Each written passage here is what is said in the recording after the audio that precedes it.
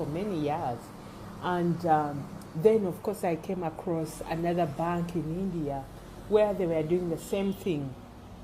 So when I relocated to Uganda, I knew it was a dream on my heart. Collaborated with my sisters, and that's how Sunshine came about, where we are,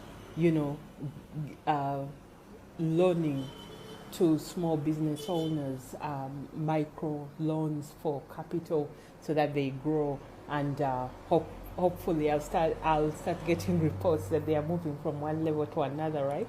I tell all my clients every time, if you get money from here in a year, I need a report. Yeah, but you see, the vision took so many turns, so many years, I was able to implement the vision with my sisters after I relocated to Uganda.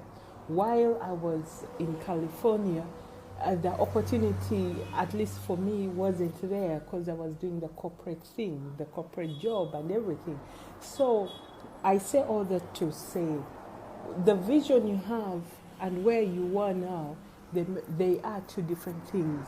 There's a level of growth and maturity you need to be able to handle that vision, and you will know it for yourself. You'll feel the pull of what you need to do, where you need to go, partnerships you need to engage in, how you need to save maybe for your initial capital, because for us